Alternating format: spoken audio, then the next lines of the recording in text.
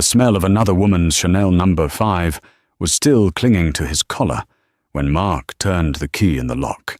It was 6:14 a.m. He expected the usual routine, the smell of brewing coffee, the sound of the morning news, and his wife, Eleanor, waiting in the kitchen with that naive, trusting smile he had grown to despise. He had his lie ready, a late client dinner, a dead battery, a crash on the office couch. He walked in, ready to perform his usual act. But the house wasn't just quiet. It was hollow. There was no coffee. There was no news. And on the marble island where his breakfast usually sat, there was only a single, thick manila envelope with a red legal stamp. Mark didn't know it yet, but his life had ended 5 hours ago. The rain was hammering against the floor-to-ceiling windows of the penthouse suite at the St. Regis. Inside, the air was warm, heavy with the scent of expensive room service and the lingering musk of intimacy. Mark Sterling sat on the edge of the king-sized bed, fastening his cufflinks. They were gold, engraved with his initials, MS, a gift from his wife, Elena, for their 10th anniversary last month. He didn't look at them as he snapped them into place. His attention was entirely on the reflection in the mirror across the room, and the woman still tangled in the sheets behind him. "You're leaving already?" Jessica murmured, her voice thick with sleep. She stretched like a cat, deliberate and provocative. She was 24, ambitious, and possessed a kind of fiery energy that made Mark feel like the master of the universe. She was everything Eleanor wasn't, loud, demanding, and exciting. "I have to," Mark said, grabbing his blazer. "Eleanor thinks I'm in Chicago for the chaotic merger with the monumental Davis account. My flight lands in 2 hours. If I'm not home by 7:30 to shower and change, the timeline falls apart." Jessica laughed, a low, throaty sound. "You and your timelines. You act like she's the FBI. She's just Elena. What's she going to do? Bake you a pie and ask if you had a nice flight?" Mark smirked, checking his Rolex. "That's exactly what she'll do. That's the beauty of it, Jess. Elena is safe. She's the anchor. You don't worry about the anchor. You just let it drag along the bottom while you steer the ship." He believed it. For the last 2 years, Mark Sterling, the CFO of Sterling Vance Architecture, had lived a double life that he considered a masterpiece of logistical planning. He had the perfect suburban mansion in the wealthy enclave of Greenwich, Connecticut. He had the perfect, quiet wife who managed his home, hosted his dinner parties, and never asked questions about the unexplained withdrawals or the late nights. And he had Jessica, the marketing intern turned executive assistant, who gave him the adrenaline rush he craved. Mark felt invincible. He had convinced himself that he deserved this.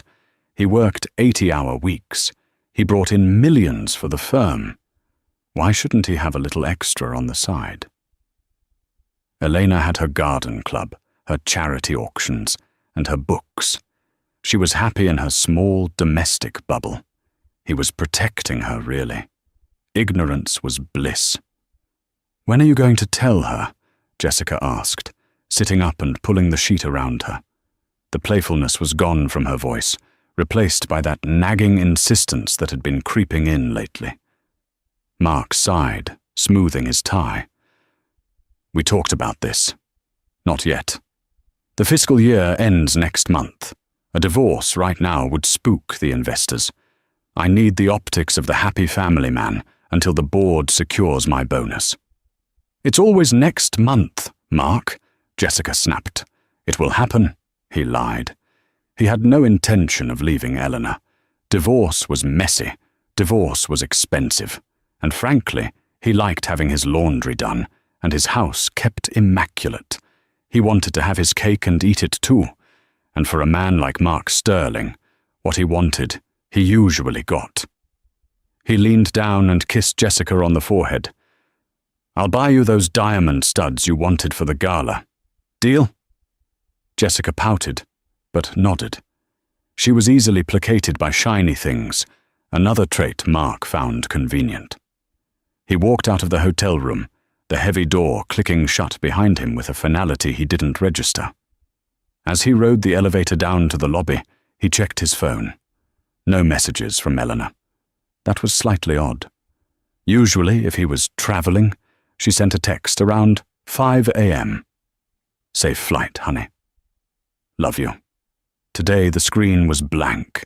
She probably overslept, he thought, dismissing the twinge of unease. Elena was clockwork. If she wasn't texting, it just meant she was busy making his favorite homecoming breakfast, Eggs Benedict with that hollandaise sauce she made from scratch. He stepped out into the cold grey morning, the valet bringing around his black Porsche Panamera. The city was waking up, oblivious to the sins of the night. Mark tipped the valet $100, feeling generous. He slid into the leather seat, the engine purring to life. As he merged onto the highway heading toward Connecticut, he practiced his lies. The turbulence was awful over Ohio. The client was a nightmare, but I think we closed the deal. God, I missed you. He rehearsed the lines until they sounded like the truth. He was a good liar. He had been lying to himself for years, after all. He told himself he was a good provider. He told himself Elena was happy. He told himself that what she didn't know wouldn't hurt her. But as he crossed the state line, a strange feeling settled in his gut. It wasn't guilt. Mark had suppressed that emotion long ago. It was something primal. An instinct. The phone sat silent on the passenger seat. He dialed her number. It rang once, twice, 3 times. Then, voicemail. "Hi, you've reached Elena. I can't come to the phone right now. Leave a message." Her voice sounded cheerful, light, the voice of the woman he thought he knew inside out. "Hey, babe," Mark said, keeping his tone breezy. "Just landed. Traffic is a beast, but I should be home in 40 minutes, dying for some coffee. See you soon." He hung up, frowning. Elena never let his calls go to voicemail. He turned on the radio to drown out the silence. He drove fast, weaving through the morning commuters, the Porsche eating up the miles. He wanted to get home, shower off the scent of Jessica, and slip back into the comfortable skin of the devoted husband. He turned onto Blackwood Lane, the manicured hedges and wrought-iron gates passing by in a blur. He approached number 42. The driveway was empty. Elena's white Range Rover was gone. Mark pulled in, the gravel crunching under his tires. He killed the engine and sat there for a moment, staring at the house. It looked the same as it always did, imposing, brick, colonial. But the blinds were drawn. The porch light, usually left on for him when he travelled, was dark.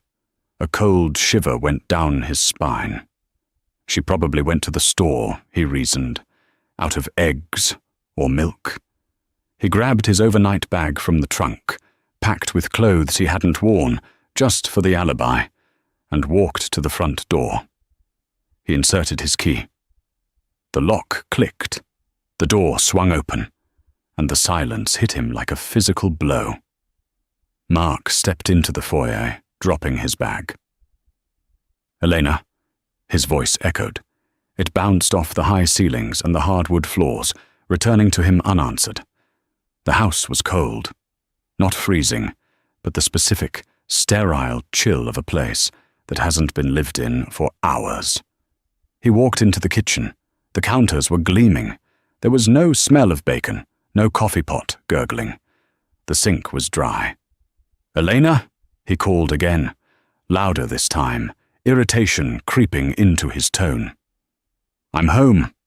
He checked the garage. Empty. He pulled out his phone and tracked her location. They shared a location on their iPhones, a feature Elena had insisted on for safety years ago. He tapped her icon. Location not available. Mark stared at the screen. She had turned it off. or the phone was dead. Panic began to mix with his confusion. Was she hurt? An accident? Had she been called away for a family emergency? Her parents lived in Florida, but they were in good health.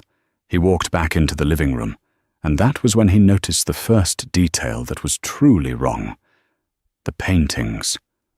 On the wall above the fireplace, there had hung a large original oil painting of the Italian coast, a piece Elena had inherited from her grandmother. It was gone. The wall was bare, save for the faint outline of where the frame had been. Mark spun around. The curio cabinet in the corner, usually filled with her collection of antique porcelain figurines, was empty. The glass doors were closed, but the shelves were stripped bare. He ran up the stairs, taking them 2 at a time, his heart hammering against his ribs. "Elena!" He burst into the master bedroom. The bed was made, perfectly crisp, military style, but the closet door was wide open. Mark walked toward it slowly. His side of the walk-in closet was untouched. His suits, his shirts, his shoes, all exactly where he left them. He looked to the left, to Elena's side. It was decimated. The racks were bare. The shelves where her handbags usually sat were empty. The shoe rack was stripped. Even the velvet hangers were gone. It wasn't just that she had packed a bag. She had erased herself from the room.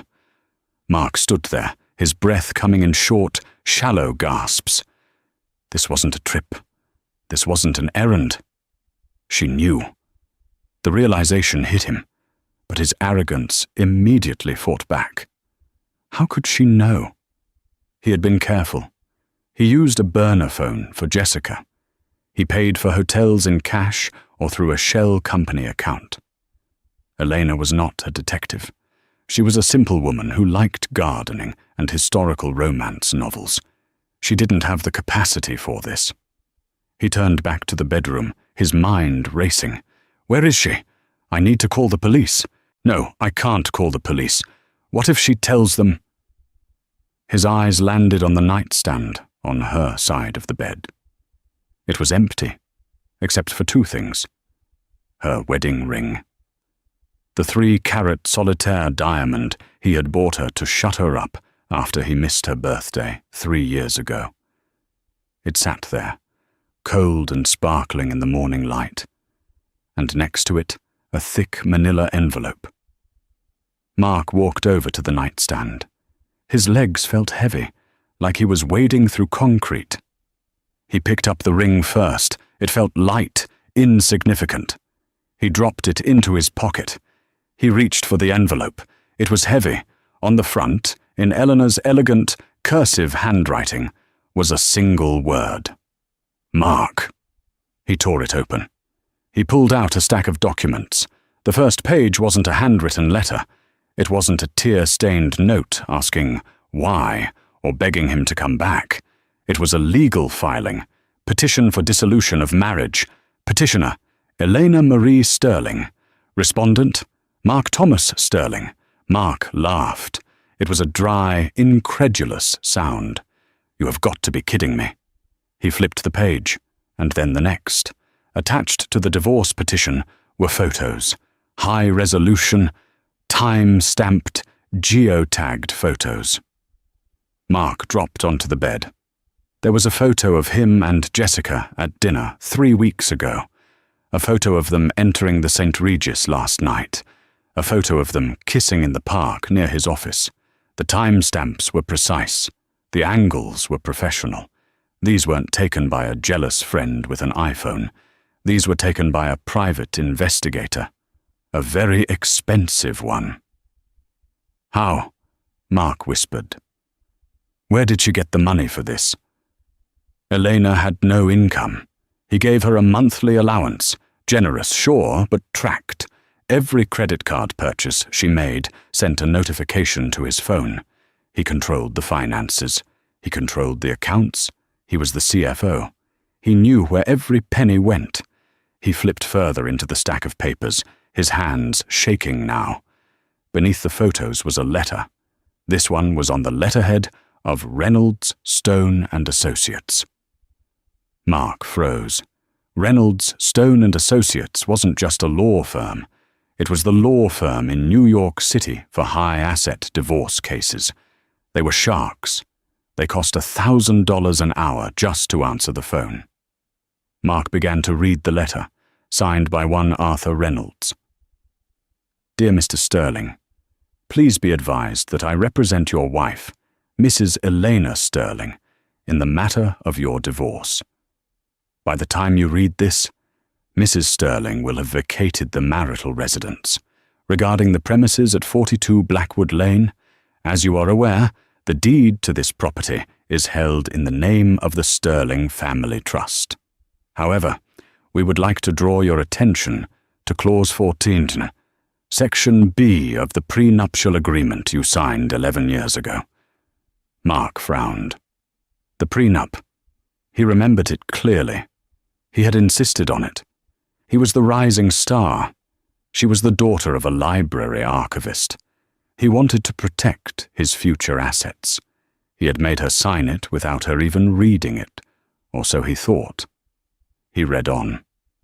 The infidelity clause, inserted at the request of the bride's father, states that in the event of proven adultery by the primary earner, all assets acquired during the marriage, including the marital home, shall revert immediately to the injured party. Furthermore, the vesting period for your shares in Sterling Vance Architecture, which are technically held in a joint spousal trust to avoid tax liability, has been triggered. Mark stopped reading. The room spun. The bride's father, Elena's father, was a nobody, a quiet man who smoked a pipe and read history books. He had died 5 years ago. Mark scrambled for his phone. He needed his lawyer. He needed to call his partner, David Vance. He dialed David's number. David, listen. Elena has gone crazy. She filed for divorce. She has some absurd lawyer. Mark. David's voice was icy. It wasn't the voice of his college buddy and business partner. It was the voice of a man speaking to a stranger. David. What's wrong?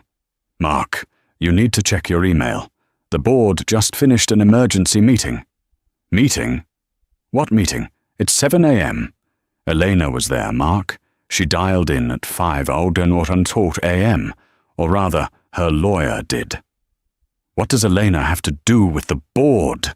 Mark screamed, standing up and pacing the room. She's a housewife. You really didn't know, did you? David said, his voice dropping to a whisper. You really never looked into her family history? She's a librarian's daughter. Her father was a librarian, yes, but her mother, Mark, her mother's maiden name was Van der Hoven. The name hit Mark like a freight train. The Van der Hovens, old money, railroad money, the kind of money that didn't flash logos but owned entire city blocks. She never told me, Mark stammered. She wanted to be loved for herself, Mark. She told us that when we started the firm. Why do you think we got that initial angel investment 10 years ago? The one that launched the company? Mark went pale. That was an anonymous investor from the Cayman Islands. That was Eleanor, David said. She owns 51% of the voting stock, Mark. She's the majority shareholder. She's been silent this whole time. But this morning, she wasn't silent. Mark fell to his knees. The phone slipped from his sweat-slicked fingers. She fired you, Mark, David said, his voice coming tinny from the floor. Effective immediately. Security is waiting for you at the office to clear out your desk. Don't come in. Mark stared at the wall where the painting used to be. He had cheated on his wife. He thought he was playing a game he couldn't lose. He thought she was weak. He thought she was stupid. But Eleanor hadn't just left him. She had erased him, and the manila envelope on the bed still had more pages. Mark sat on the edge of the bed for what felt like hours, though only minutes had passed. The revelation that his quiet, bookish wife was the majority shareholder of his company. The silent hand that had fed him his success was a pill too bitter to swallow. But as his eyes drifted back to the manila envelope, he realized the horror wasn't over. There were more papers. He had stopped at the letter of termination, but the stack was thick. His hands, now trembling uncontrollably, turned the next page. It was a spreadsheet. A forensic accounting spreadsheet. At the top, it read, "Unauthorized expenditures and misappropriation of company funds, 2022-2024. Mark's throat went dry. He felt a phantom tightening around his neck, tighter than any tie he had ever worn. He had been careful, or so he thought.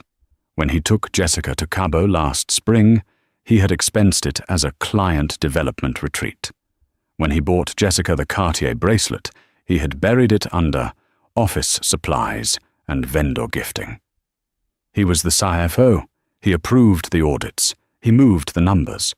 Who was going to catch him? The answer was staring him in the face. Eleanor. The spreadsheet was terrifyingly detailed. It didn't just list the amounts. It listed the locations, the dates, and the true nature of the expense, annotated in red ink. Item 142. St. Regis Hotel, Executive Suite. Date, Oct. 12. Amount, $40,200. Claimed, client meeting with Davis Corp. Actual, room service for 2. Champagne, spa treatment, female. Item 156. Saks, 5th Avenue. Date, Novitu. Amount, $8,500. Claimed, holiday gifts for key partners. Actual, designer handbag. Delivered to Jessica Miller's residence. Mark scanned the list. There were dozens of entries, thousands of dollars, and at the bottom of the document, a sum was circled in thick red marker, $342,000 or gazos. Beneath the number was a photocopy of a legal statute, 18 U.S. Code, paragraph 3943, wire fraud and embezzlement. "She's going to send me to jail," Mark whispered to the empty room. "She's not just divorcing me. She's going to prosecute me." He scrambled off the bed. He needed liquid cash. Right now. If they were coming for him, if the company lawyers were already drafting the criminal complaint, he needed to get out of the country. He needed a lawyer who wasn't afraid of the Van der Hovens. He fumbled for his wallet and pulled out his black Amex, the card that had no limit, the card that made him feel like a god in every restaurant in Manhattan. He grabbed his phone and dialed the number on the back of the card for the concierge service. He needed a flight to Zurich. He had a small account there, one he had set up years ago before he met Eleanor. It wasn't much, maybe 50 grand, but it was enough to start running. "Welcome to American Express Platinum Concierge," the smooth, automated voice said. "Please hold for a representative." Mark paced the room, sweating. "Pick up, pick up, pick up." "Mr. Sterling?" A human voice, polite but strained. "This is Sarah. How can I help you?" "Sarah, hi. I need a one-way ticket to Zurich. First class. Leaving JFK as soon as possible. Today. Right now." There was a pause, a long, uncomfortable silence filled with the sound of keyboard clicking. "I'm sorry, Mr. Sterling," Sarah said, her voice dropping an octave. "I am unable to process that transaction." "What do you mean, unable? It's a flight. Charge it." "Sir, your account has been flagged." "Flagged for what? Fraud? It's me. I'm authorizing it." "No, sir. It's not a fraud flag. The account has been suspended per a court order received this morning regarding the assets of the Sterling Marital Trust." Mark froze. "That's a credit card. It's my credit card." "It's a joint liability card linked to the primary assets, sir. We received a freeze order from the Southern District Court. All credit lines under your name have been suspended, pending the divorce litigation and the—" She hesitated. "The pending criminal investigation." Mark hung up. He didn't say goodbye. He just dropped the phone onto the plush carpet. They had frozen him out. He had no cash. He had $200 in his wallet. He ran to the wall safe behind the painting in the closet, the painting that was no longer there. He spun the dial. Left 42, right 10, left 33. The safe clicked open. Empty. Of course, Elena was the one who reminded him to change the batteries in the safe lock every year. She knew the combination. Inside the safe, where he usually kept a stack of emergency cash and his passport, there was only a post-it note. "It's with your lawyer. E." She had taken his passport. Mark let out a roar of frustration, kicking the heavy oak wardrobe. Pain shot up his foot, but the physical pain was a relief compared to the walls closing in on his mind. He was trapped, in his own house, in his own life. Wait. Jessica. Jessica didn't know yet. Jessica thought he was the powerful CFO, and Jessica had an apartment in the city, a small place, sure, but a place to hide, and he had bought her plenty of jewelry. If worse came to worst, they could pawn the diamond necklace he gave her last Christmas. That was worth at least 20 grand. He needed to get to Jessica. He needed to spin this. He would tell her. What? That it was a misunderstanding. That Elena was a psycho-vindictive ex? Yes, that would work. Jessica hated Elena. Jessica would take his side. He grabbed his bag. He had to leave before the police came. He ran down the stairs, ignoring the ghost quiet of the house, and sprinted to the driveway. He jumped into the Porsche. He pushed the start button. The engine sputtered and died. He pushed it again. Click, click, click. The dashboard lit up with a message. Remote immobilization, active. Contact dealer. No! Mark slammed his hands against the steering wheel. No, no, no! The car was leased through the company, through Sterling Vance Architecture. David Vance, or rather, Eleanor, had bricked his car remotely. Mark sat in the leather seat of the $150,000 car that was now nothing more than a paperweight. He looked out the windshield at the grey sky. He was stranded in suburbia. No car, no credit cards, no passport, and the police likely on their way. He looked at his phone. 1 bar of battery left. He dialed Jessica. Jessica picked up on the second ring. "Mark?" Her voice sounded annoyed. "I thought you were going home to play house with the wifey. Why are you calling me? It's risky." "Jess, listen to me," Mark said, trying to keep the panic out of his voice and failing miserably. "Something has happened. Elena, she knows. She knows." Jessica's tone shifted instantly. It wasn't fear. It was curiosity. "She found out about us? She knows everything. She filed for divorce. She kicked me out." "Wow," Jessica said. "So you're free. That's good, right? You said you wanted to leave her." "Yes, exactly. I'm free," Mark said, latching on to the narrative. "But listen, babe, it's messy. She's trying to freeze my accounts. She's being vindictive. I need a place to crash for a few days until my lawyers straighten this out. I'm coming to your place." There was a long silence on the other end of the line. "My place is really small, Mark," Jessica said slowly. "It's just for a night or two. Look, I'll make it up to you. Once the divorce settles, I'll have my half of the assets. We're talking millions, Jess.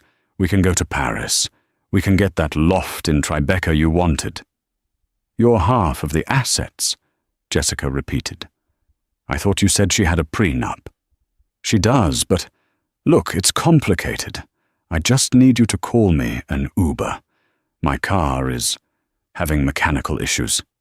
"Mark," Jessica's voice was suddenly very sharp. "I'm looking at my company email right now." Mark's stomach dropped. "What? You're at work?" "Yeah, I get in early. Everyone is whispering. And we just got a company-wide memo from HR." "What does it say?" Mark whispered. "It says," Jessica read, her voice cold and detached, that Mark Sterling has been relieved of his duties as CFO effective immediately due to gross misconduct and financial irregularities. It says we are not to speak to you. It says security has a photo of you at the front desk. Jess, that's just corporate talk. They're trying to scare me. I built that company. It also says, she continued, ignoring him, that the company is conducting an internal audit of all expenses approved by you. Mark, did you put my apartment rent on the corporate card? Mark hesitated. I categorized it as a housing stipend for junior talent retention. You idiot, she screamed. They're going to come after me. They're going to make me pay it back. I don't have that kind of money. Jess, calm down. We'll fix it. I just need... You need what? You're broke, Mark. You're fired. You're probably going to jail. I have you. We love each other, remember? You said I was the only man who understood you. I loved the lifestyle, Mark, she snapped. I loved the dinners and the gifts, and the fact that you were going to make me a manager. I didn't sign up to visit you in prison. I didn't sign up to be poor. Jessica, please. I have nobody else. Don't come here, she said. If you come here, I'm calling the cops. I can't be seen with you. I have a career to think about. I'm deleting your number. Don't call me again. Click. Mark stared at the phone. The screen went black. The battery had died. He sat in the silent car, the silence of the suburbs pressing in on him. The irony wasn't lost on him. He had traded a loyal wife for a mercenary, and the moment the money ran dry, the mercenary had done exactly what mercenaries do. She switched sides to save herself. He was alone, truly alone. But he couldn't stay here. He had to move. He got out of the Porsche and began walking. He walked down the long driveway of the home he had lost, dragging his overnight bag. The wheels rattled on the asphalt. He reached the end of the driveway and looked left, then right. He didn't even know where the train station was. He had always driven or taken a car service. He started walking toward the town center, a 3-mile hike in Italian leather loafers that were pinching his toes. As he walked, a black SUV with tinted windows drove past him, heading toward his house. It didn't slow down. Mark turned to watch it. It turned into his driveway. A second SUV followed. Then a police cruiser. Mark's heart hammered. They were coming for the house. He ducked behind a large oak tree on the neighbor's lawn, watching from a distance. The vehicle stopped in front of his house. The doors opened. First, 2 uniformed officers stepped out. Then, a man in a sharp grey suit, Arthur Reynolds, the shark lawyer. And then, from the back of the first SUV, a woman stepped out. It was Eleanor. Mark gasped. She looked different. She wasn't wearing the floral cardigans or the sensible slacks she usually wore around him. She was wearing a tailored black power suit, heels that clicked on the pavement, and dark sunglasses. She looked taller. She looked like a CEO. She stood by the car, looking up at the house. She didn't look sad. She didn't look like a grieving wife. She looked like an architect inspecting a demolition site. Mark felt a surge of anger. That was his house. She was mocking him. He forgot about the police. He forgot about the restraining orders. He forgot about the prison time. He just wanted to scream at her. He wanted to hurt her the way she was hurting him. He dropped his bag and ran back up the driveway. "Elena!" he screamed. "Elena!" The police officers turned instantly, hands dropping to their holsters. Arthur Reynolds didn't flinch. He just adjusted his glasses. Elena turned slowly. She took off her sunglasses. Her eyes were dry. They were cold, hard flint. "Hold it right there!" one of the officers shouted, stepping between Mark and Elena. Mark stopped, panting, his chest heaving. He was 50 feet away from her. "You witch!" Mark screamed. "You planned this! You set me up!" Elena stared at him. She didn't shout back. She didn't cry. She just tilted her head slightly, as if observing a bug under a microscope. "I didn't set you up, Mark," she said. Her voice was calm, clear, and carried across the distance effortlessly. "I just let you be yourself. You did the rest." "I made you!" Mark yelled, desperate to regain some power. "I managed the money. I took care of you. You were nothing but a librarian's daughter until I married you." Elena laughed. It was a genuine laugh, but it lacked any warmth. "Mark," she said, pity dripping from her voice. "My family built the library.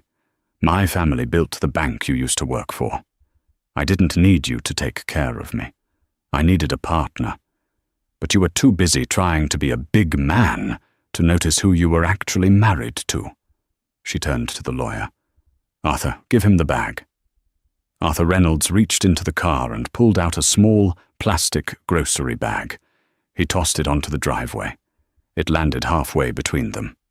"What is that?" Mark sneered. "Your clothes," Elena said. "The ones you left at the dry cleaners last week, and your phone charger. I'm not heartless. I want my house, Elena. You can't just kick me out." "Actually," Arthur Reynolds spoke up, his voice smooth and oily, "we can. The deed transfer was recorded electronically at 9 a.m. You are currently trespassing on private property." "Trespassing?" Mark sputtered. "Officer," Arthur nodded to the policeman. The cop stepped forward. "Mr. Sterling, you need to leave the premises immediately, or you will be arrested for criminal trespass and disturbing the peace." Mark looked at Elena.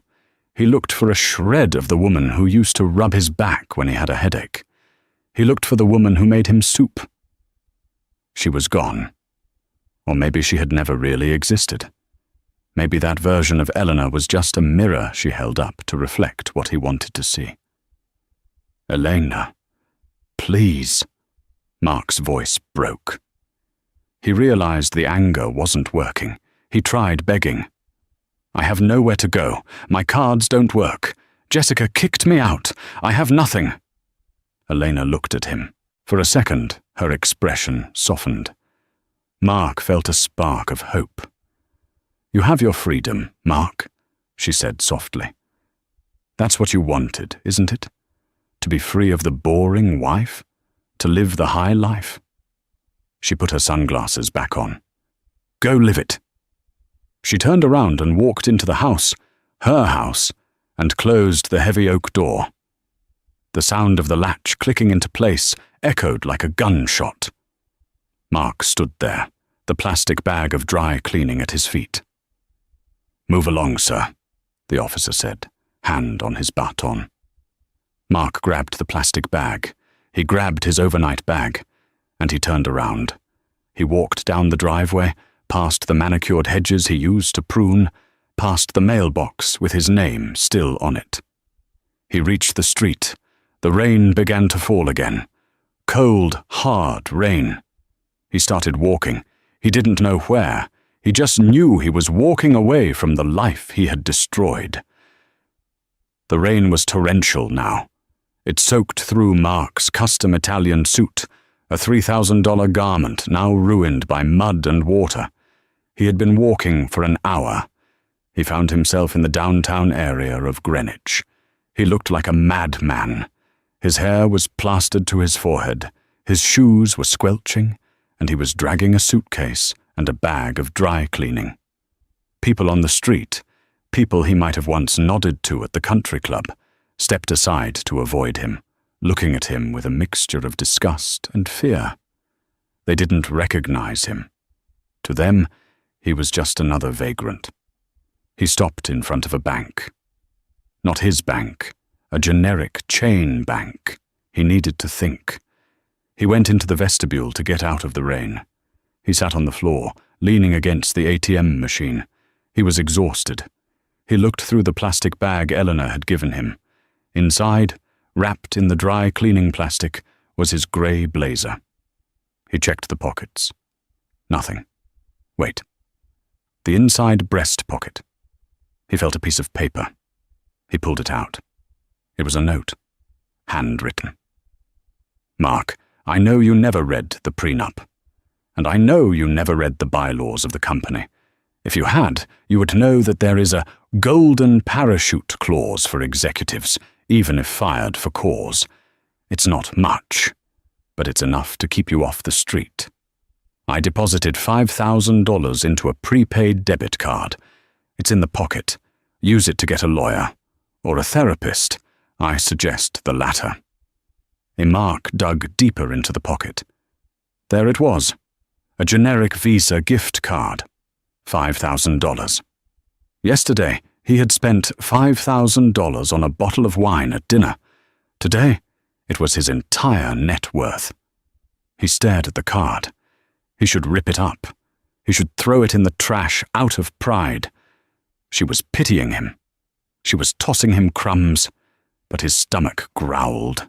He hadn't eaten since the night before, and he was cold. So cold. He clutched the card to his chest. He wasn't going to buy a therapist. He wasn't going to hire a lawyer. $5,000 wouldn't get him 10 minutes with a decent attorney. He needed a plan. He needed to strike back. Elena thought she had won. She thought she had neutered him. She thought he would just fade away into poverty and obscurity. She was wrong. Mark Sterling was a numbers man. He was a strategist. He had built that company just as much as she had funded it. He knew where the bodies were buried. He knew the tax loopholes they had used. If he was going down, he was going to take the whole ship down with him. He stood up, his resolve hardening. The despair was replaced by a cold, burning hatred. He walked out of the bank and into a cheap internet cafe across the street.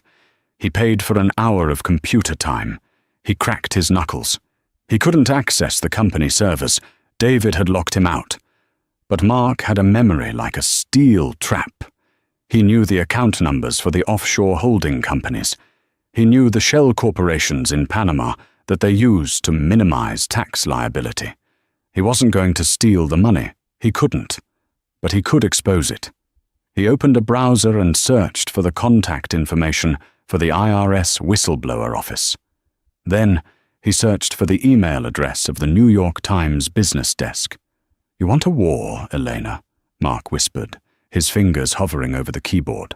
"Let's see how you like it when the world knows that the saintly Van der Hoeven heiress is running a tax evasion scheme." He began to type. The Motel 6 on the outskirts of Stamford smelled of stale cigarette smoke and industrial cleaner. It was a far cry from the St. Regis, but it was all Mark could afford. He sat on the lumpy mattress, the glow of the computer screen illuminating his manic face. He had done it. He had spent the last 3 hours composing the most destructive email of his life. He had attached a detailed memorandum explaining how Sterling Vance Architecture used a series of shell companies in the British Virgin Islands to funnel profits and avoid U.S. corporate tax. He named the companies Apex Holdings, Blue Sky Ventures, Ironclad Trust. He knew the codes. He knew the routing numbers. He knew it all because he had designed the system. He hit send. The email went to the IRS whistleblower office and the investigative desk of the New York Times. Mark leaned back, a twisted smile on his face. "Checkmate, Elena." He cracked open a vending machine beer he had bought with the last of his cash.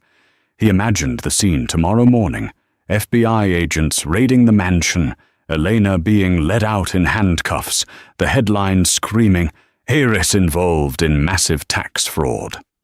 If he was going down for embezzlement, she was going down for tax evasion.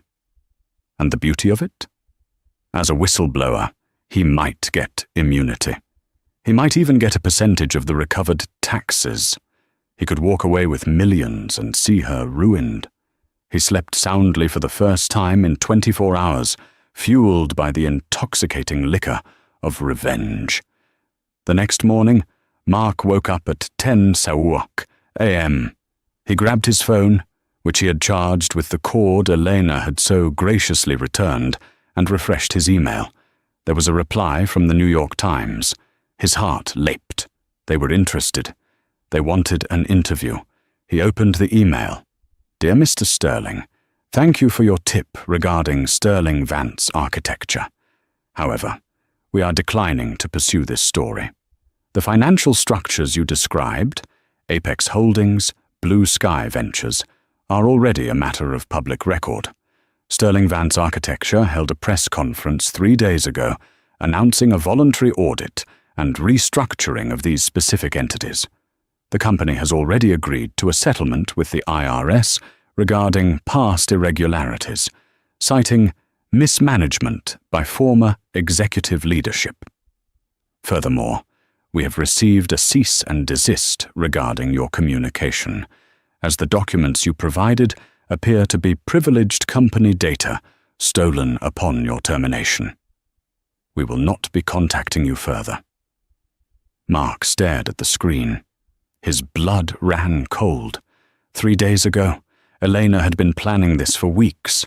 She knew about the offshore accounts. Of course she did. She was the majority shareholder. But she hadn't just known about them. She had proactively reported them. She had gone to the IRS before firing him. She had framed the narrative. "We found irregularities caused by our CFO. We are fixing them, and we are paying what we owe." By doing that, she stripped Mark of his whistleblower status. He wasn't revealing a secret crime. He was just confessing to his own handiwork after the fact. And the phrase, mismanagement by former executive leadership. He read the email again. He hadn't exposed her. He had just handed the authorities a signed confession that he was the one who knew the intimate details of the illegal scheme. He had just corroborated her story that he was the mastermind behind the tax avoidance. There was a knock on the motel door. Mark jumped. "Who is it?" "Room service," a voice called out. "I didn't order room service." "Mr. Sterling?" A different voice, deeper, authoritative. "This is Agent Miller with the FBI. We have a warrant for your arrest." Mark scrambled to the window. 2 black sedans were parked in the lot, blocking his view of the highway. He looked at the bathroom door. Could he hide? No. He looked at the computer. The evidence of his tip was right there on the screen. He walked to the door. His legs felt like jelly. He opened it. Agent Miller was a tall man with a face like carved granite. He held up a badge. Behind him stood 2 uniformed officers. "Mark Thomas Sterling," the agent said.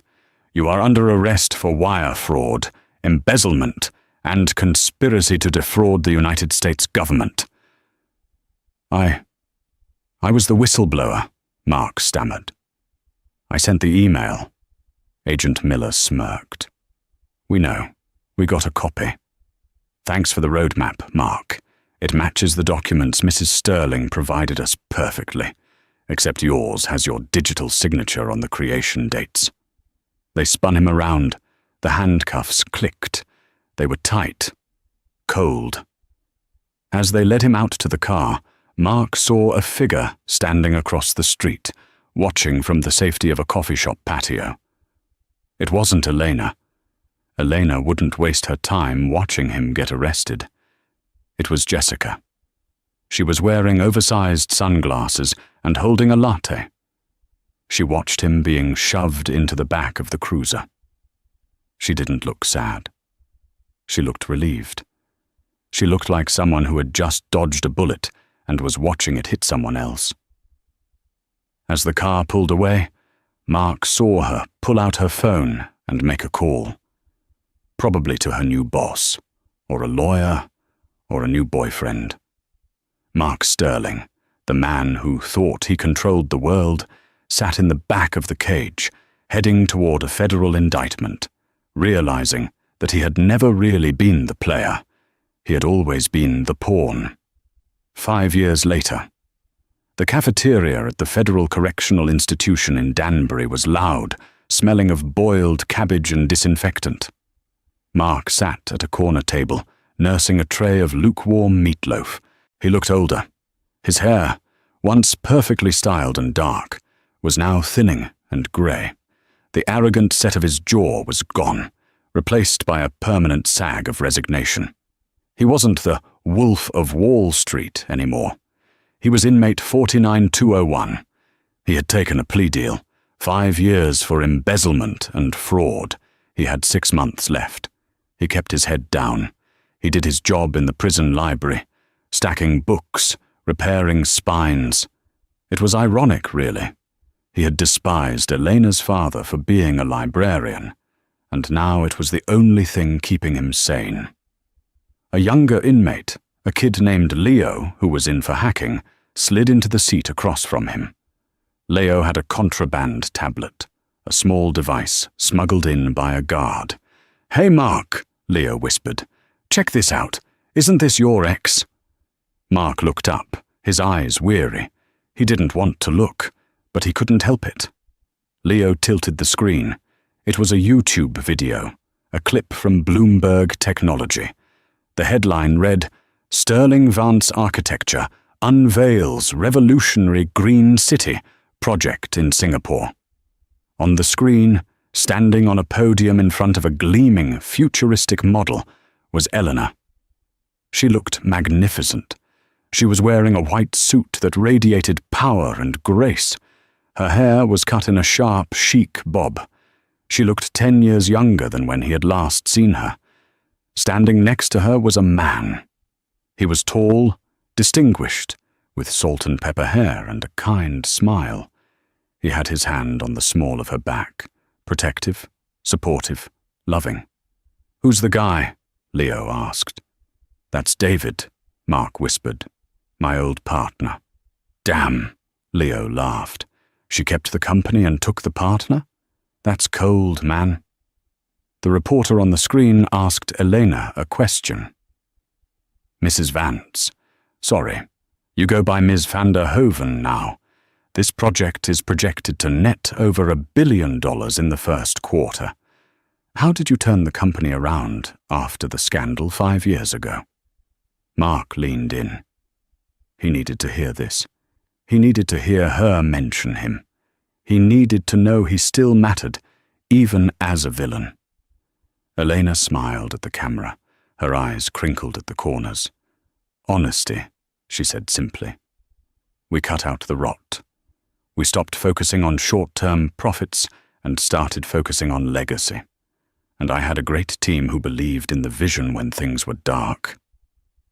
She looked at David, and they shared a look of genuine, profound connection. "And," she added, turning back to the camera, "I learned that sometimes you have to let go of the things that are weighing you down to really fly." She didn't say his name. She didn't say, "my ex-husband." She didn't even acknowledge his existence. To her, he wasn't a villain. He wasn't a monster. He was just the rot. Something to be cut out and discarded, so the healthy tissue could grow. Leo pulled the tablet back. "Brutal. She didn't even drop your name." Mark stared at his meatloaf. That was the true punishment. It wasn't the prison cell. It wasn't the loss of the money. It was the irrelevance. He had spent his whole life desperate to be important. He cheated because he wanted to feel desired. He stole because he wanted to feel powerful. He lied because he wanted to create a reality where he was the king. And in the end, he was nothing. A footnote in her success story. A cautionary tale in a compliance seminar. "You okay, Mark?" Leo asked. Mark picked up his plastic fork. His hand didn't shake anymore. The anger was gone. The hope was gone. All that was left was the dull, grey reality of the bed he had made. "I'm fine, Leo," Mark said quietly. "I'm just finishing my lunch." The bell rang. Lunch was over. Mark stood up, scraped his tray into the trash, and got in line to be counted.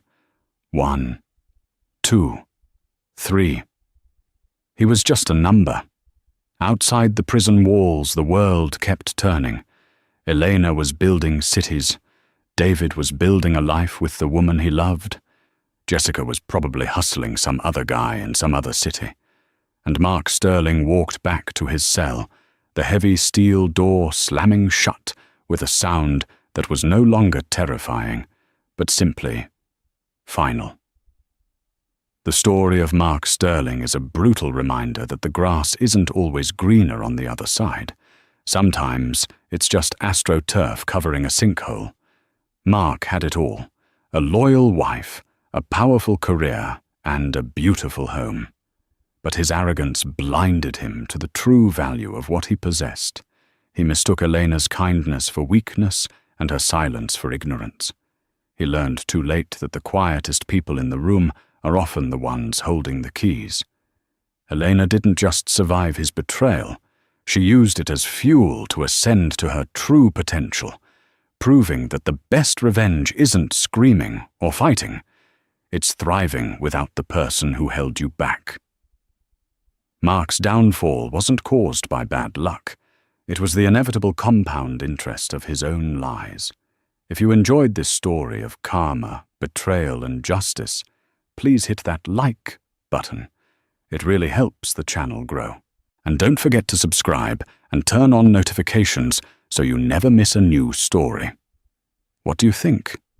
Did Mark deserve a harsher punishment, or was becoming irrelevant the ultimate justice?